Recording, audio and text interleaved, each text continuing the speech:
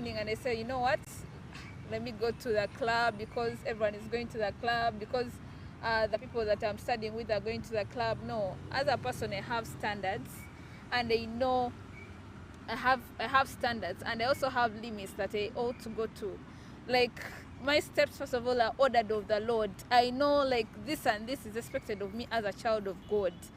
These people, first of all, I'm reaching out to them, like what my brother said. I'm reaching out to them to bring them to Christ, not conforming to their standards, but their standards that have been set in God, that probably I'm just believing in them that, you know what, at the end of the day, this is the right path, this is the way to go.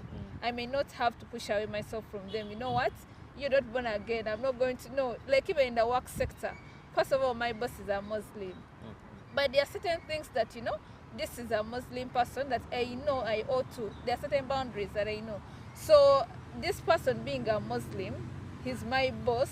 There are certain things that he may understand as a Muslim person, and me, someone who's born again, there's a reason as why he's my boss. So there are certain things that I ought to. There are principles and patterns that are being set before us. Yeah. So that does not make me, like, you know, discriminate people in the other way around. Okay. Yes. Coming back to you, Chief, first of all, you talk about how you can be able to be the one to influence the other people. Yeah. I want to understand, because you'll find in a group, for example, for those people who would say, I'm not drinking, but I want to go out with people who are drinking, and I'm certain me, I will remain sober. Maybe when they get drunk, I'm the person who is going to drive and stuff. So, but you will find that people will start complaining. For example, the whole table, they call it dirtening the table. Yeah, I know. So, yeah, so people will be like, you know, how can we dirten the table, and man, you're just here taking a soda, or you're the one ordering for a glass of juice. You understand? I understand. And they keep making you feel guilty, and people will be like, nah, you're not helping us to enjoy our money and stuff. And if you're not strong-hearted, at the end you will want to please these people, and you say, okay, let me just take a shot. Take a shot, and then you're taking the third, and before you know it, you are drinking. You're there. How do you make sure that you are the one to impact the positiveness and the difference that you think the other group should be having, that the other 10 will not influence you, but you're the one who is going to influence them? All right, that's very, very simple. One, I stick on my principles. I'm a principled man. And however much I love you so much, however much I would love to hang with you, but again, I know my principles. And two, I always make sure that I do what you may need or look for from that side. An example, many guys love merging, gymming, of course. So when I go and do gymming, I do swimming, I look good, and then I'll come present myself to you and see what's the difference between you who takes that and me who doesn't take it. Yeah. So at the end of it all, you're like, oh, I would love to look like Daniel. So I would try to look for a ways of seducing you out of that. Yeah. Not forcefully, not judging you, but making you love what I have. The way those people keep on telling you, please take a shot, they are making you love what they do. So I'll look for a way of making you love what I want and telling you the bad effects of what you're doing. So, Trishi, Yes. coming to you.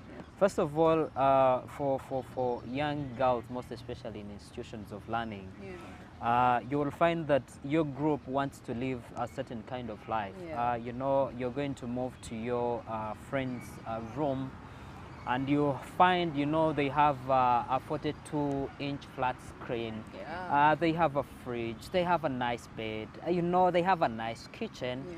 Or they also have a nice apartment. And you know, those are things that have made very many young girls fall into problems. Yeah. They want to live such kind of a life, and you never know where such kind of a person is getting the stuff that they have. Yes. And they might lure you into issues that you never wanted to. So how have you been able to impact on your friends and making sure that they live a positive life and you help them to move in a right way? Okay, I would actually say that you are speaking the right thing. Very many of us have been They just wake up in the morning, your friends have this, and you guys, it's a lot of pressure right there. Everyone, you feel like you're not good enough, you're not doing enough, and yet you don't exactly know where these things are coming from. Yeah. I, for one, I am a hustler. I have learned to hustle for the things that I have. Wake up in the morning, hustle, even if it means hustling at night, I do it. And what does that mean? I have a couple of girlfriends around me, and I tell them, hey, if you want to get this, you've got to hustle. And how we hustling it out? Whatever opportunity comes around you, grab it with open hands. I'm not a person who believes that just sit down. If an opportunity is small, just let it go because it's small. No, come on. After all, it's feeding you. It's giving you the little things that you have. So if you can get the little things, persist, be patient. Like, don't give up. Keep looking for other opportunities ahead of you, and definitely you reach up there wherever you want to be. I've not allowed myself to succumb to pressure of my friends are already driving and I'm not driving yet. Guys, I'm not driving yet. And it's okay. It is okay. Your time will come. My time will come. So that's why I normally tell my friends, come on, just wait. Just wait. The next 2 years, we shall be driving our cars to wherever we want to be and following each other. And there will always be that character that tries to make you feel as if you are a failure. Yeah. You have not been able to achieve like they have.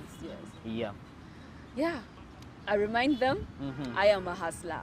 And so you can be wherever is watching me right today. Yes. You can go hustle your life out and you definitely find things working out. Put yourself in a very nice circle and you'll see what wonders it can do. Good. First of all, I will not say all girls, but most girls want bad boys. We was talking about ideas, building and stuff. Ladies don't want to hear that. They don't want No, I say that's silly.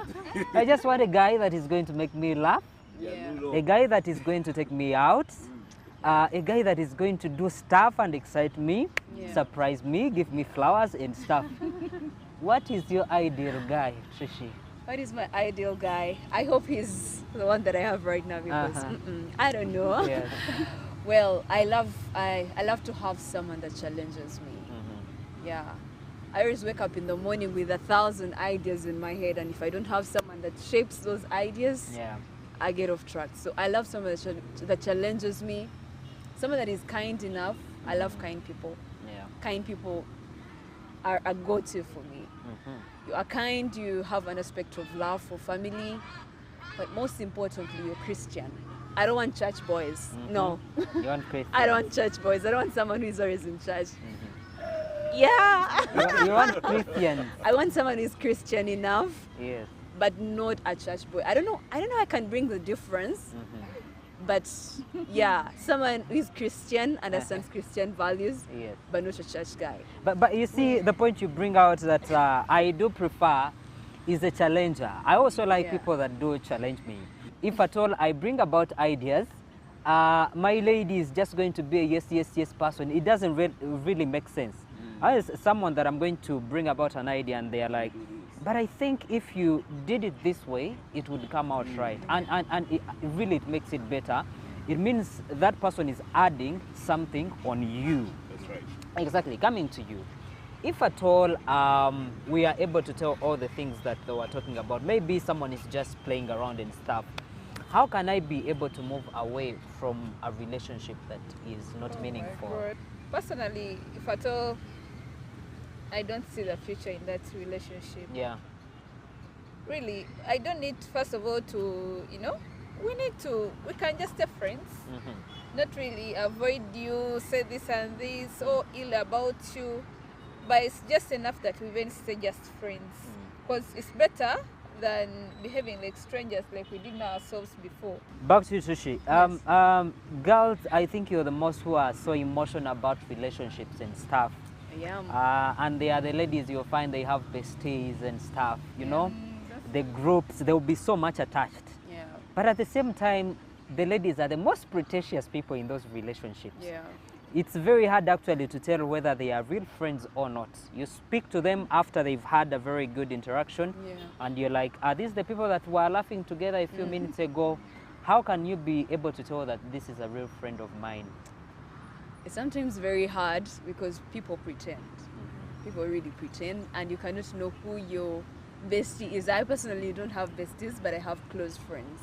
Close friends whose interests I keep at heart. Oh yeah.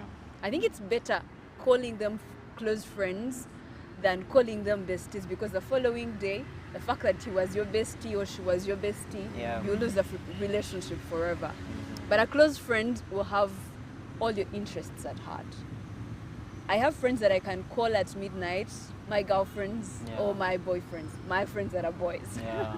They can call at midnight and they know that it's not like I want financial help, it's not like I want them to calm me down, but just a word from them. Yeah.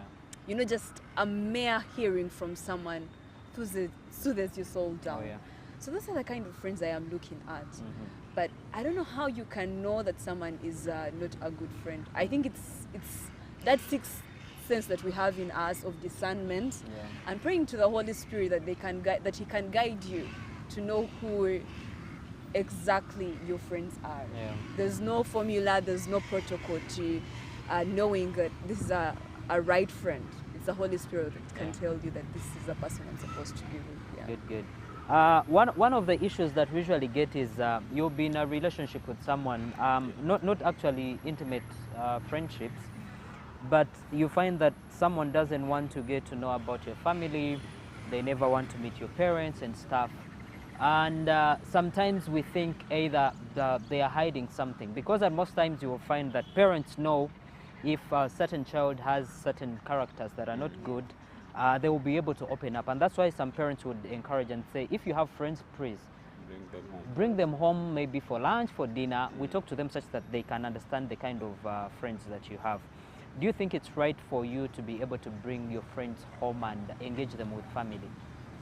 It's very, very right. Because I personally, when I love, I introduce.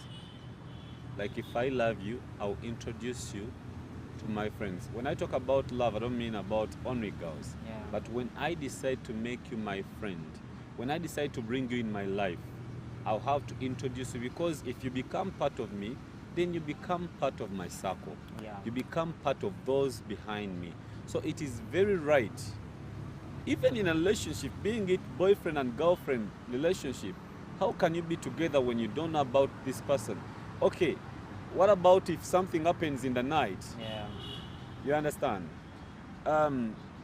Jesus Christ had God. So every man has got this family at the back. So we have to introduce ourselves. Or I introduce myself to a friend and even my circle. So it is very right and good Yes. for you to introduce your friends, your family, to the one you call your friend. Exactly. And lastly, I won't be able to come back to you. What's your message to the young people out there? Oh, my message is big. However, just as we've been talking about relationships, we have done many blunders, we have messed up, and it has really sometimes messed up our lives because of the relationships we live with. The Bible says that we should keep allowances in our hearts for each and every who's faults. So the Bible knew that man will not be right all times. So at one point he will disappoint you, he will hurt you, but you should keep allowance in your heart. And again, you should also mind about your environment, because it works a lot on your future, your destiny, the people you hang out with. Okay, let the purpose be that it is for you to change them, because we will not say that we are abandoning everyone, but let the purpose be it's you to change them. Okay. And the last thing is stick on God.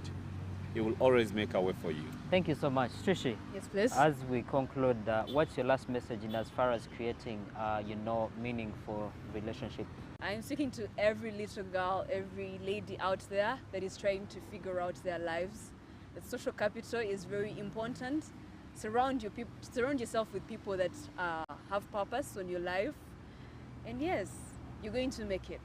Just hustle hard and put God first. You're going to see everything come through. Don't give up. I am a hustler, and so you can be. We can achieve the world together. Thank Wow. you. Hustler Nation. Lastly, what's your message to the young people out there? Yes, my message to young people out there, like believe in yourself, believe in God, trust God, just not also attach yourself to people of value. Personally, I was someone who used not to believe in myself. I always looked out to be loved. But one thing I learned, I had to start also loving on myself. We talk about value, we talk about purpose, and we talk about the gospel vibe. That when you have God, then He's going to be able to guide you through the right way. But one thing that I need you to understand is that being young is not a permanent kind of, a stage.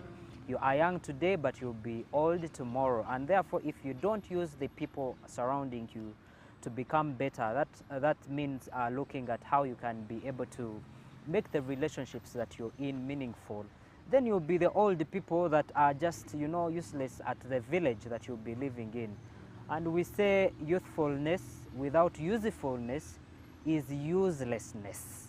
And therefore, find a way to make sure that you make yourself useful. And all the people that you're relating with, they must be adding value to you.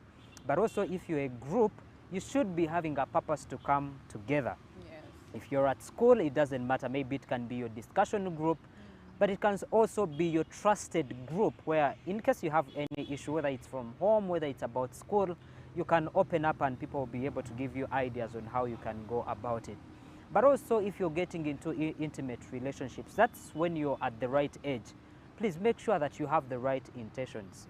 You don't get into an intimate relationship to play around with someone. And then when someone's daughter or someone's son has fallen in love for you, you're running away. Please have right intentions with your friends when you're starting up these relationships. And I do believe when you do that with utmost honesty, transparency, and then we are clear on our intentions. The moment someone comes to you and they are like, I want you to be my friend, make sure that they tell you their intent of being your friends. I thank you so much for watching this show.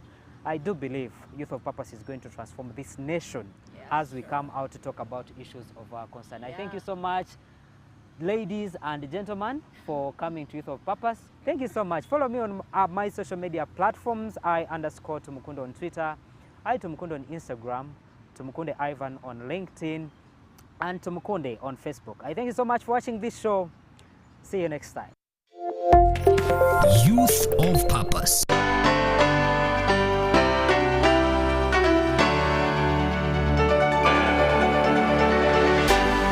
UBC, inspiring Uganda.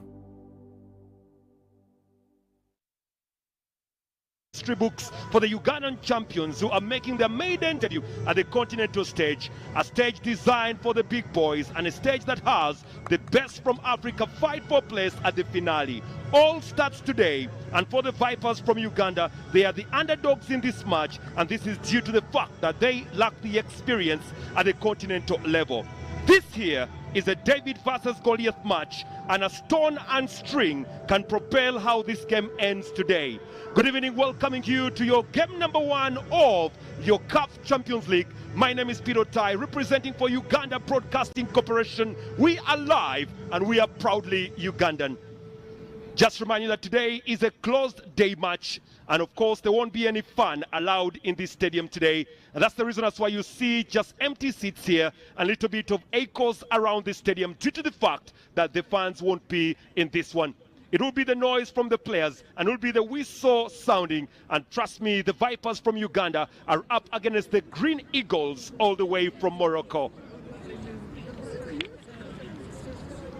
Well, this is the match that everybody has been waiting for, most especially for the Vipers fans who are across Uganda. And I'm very sure most of them are watching around Chitende area, and they'll be very much buoyed by the fact that their side was dreaming to play at the continental level. And indeed, they are here at the continental level playing for the very, very first time. The referee comes all the way from Gabon. He's one gentleman by the names, actually from Mali rather. He's by the names of Bouba Traore, but this is the lineup of Raja Casablanca. A very good lineup that Mudhar Kebia has actually gone out for. He'll be more of using a system that actually inflicts the traditional style of play. It's a 4-4-2 formation system that has